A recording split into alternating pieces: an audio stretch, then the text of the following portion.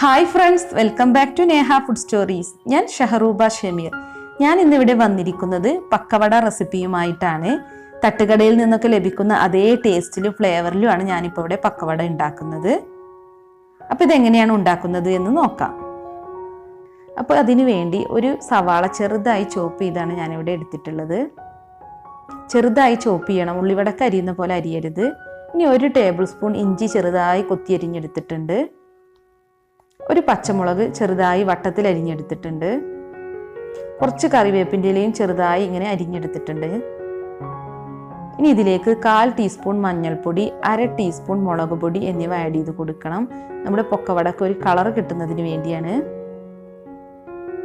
ഇനി ഇതിലേക്ക് ഒരു പിഞ്ച് കായപ്പൊടി ചേർക്കാം. കായപ്പൊടി ചേർത്ത് കഴിഞ്ഞാൽ നമ്മുടെ പൊക്കവടക്ക് നല്ലൊരു ഫ്ലേവറും ടേസ്റ്റും ഉണ്ടാകും. അതിന് വേണ്ടിയാണ് ഈ കായപ്പൊടി ചേർക്കുന്നത്. ഇനി ഇതൊന്ന് മിക്സ് ചെയ്ത് കൊടുക്കുക. വളരെ പെട്ടെന്ന് ഉണ്ടാക്കാൻ പറ്റുന്ന പൊക്കവട റെസിപ്പിയാണിത്. ഒരു 5 മിനിറ്റ് മതി. ഇനി ഇതിലേക്ക് 1 കപ്പ് കടലമാവ് ചേർത്ത് കൊടുക്കാം. ഇനിയിപ്പോൾ ഇതിലേക്ക് ചേർക്കാനുള്ളത് മൈദയാണ്. 2 ടേബിൾ സ്പൂൺ മൈദയാണ് ഞാൻ എടുത്തിട്ടുള്ളത്.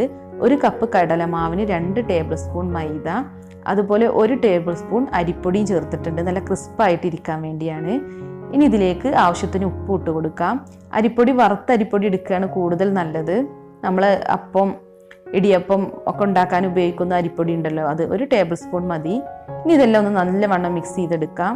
ഇനി ഇതിലേക്ക് ഒരു 1/4 ടീസ്പൂൺ ബേക്കിംഗ് സോഡ ഇട്ട് കൊടുക്കാം.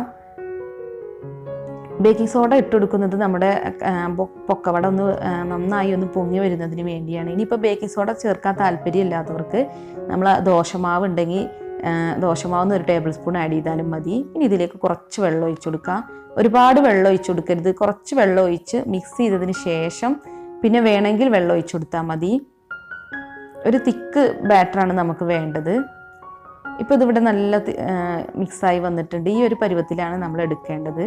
അപ്പോൾ ഇനി നമുക്ക് പൊക്കവട ഫ്രൈ ചെയ്തെടുക്കാം. അതിന് വേണ്ടി ഒരു പാനിലേക്ക് ഓയിൽ ഒഴിച്ചു കൊടുത്തിട്ടുണ്ട് ഞാൻ.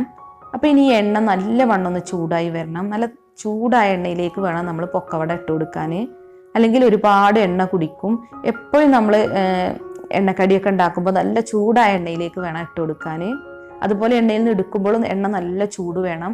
എന്നാൽ നമ്മുടെ സ്നാക്സ് ഒന്നും ഒരുപാട് എണ്ണ കുടിക്കില്ല. അതുപോലെ എണ്ണ പെട്ടെന്ന് അതിൽ നിന്ന് വാർന്ന് പോയിക്കോളും.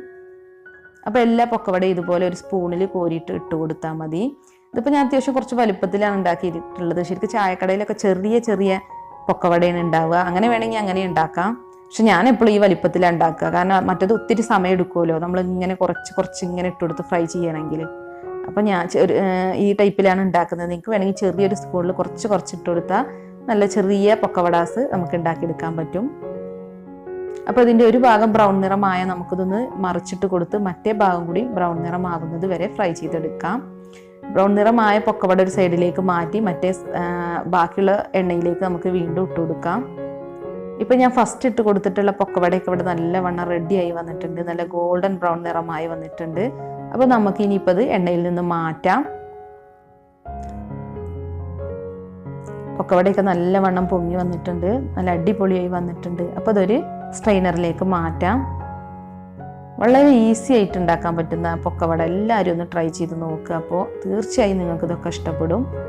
അപ്പം ഇവിടെ നമ്മുടെ എല്ലാ പൊക്കവടയും ഇവിടെ ഫ്രൈ ചെയ്തെടുത്തിട്ടുണ്ട്. അപ്പോൾ എല്ലാവരും ട്രൈ ചെയ്തിട്ട് ഫീഡ്ബാക്ക് അറിയിക്കുക. അപ്പോൾ ഇനിയും ഇതുപോലുള്ള നല്ല നല്ല വെറൈറ്റി റെസിപ്പീസുമായി ഞാൻ വീണ്ടും വരാം. അതിനു മുമ്പായി എൻ്റെ ചാനൽ ഇതുവരെ സബ്സ്ക്രൈബ് ചെയ്യാത്തവരുണ്ടെങ്കിൽ ഒന്ന് സബ്സ്ക്രൈബ് ചെയ്യണേ. അതോടൊപ്പം തന്നെ ബെൽ ബട്ടൺ ഒന്ന് ക്ലിക്ക് ചെയ്യണേ. ഞാനിടുന്ന റെസിപ്പികളുടെ നോട്ടിഫിക്കേഷൻ കിട്ടാൻ വേണ്ടിയാണിത്. അപ്പോൾ എല്ലാവരോടും thanks for watching my channel.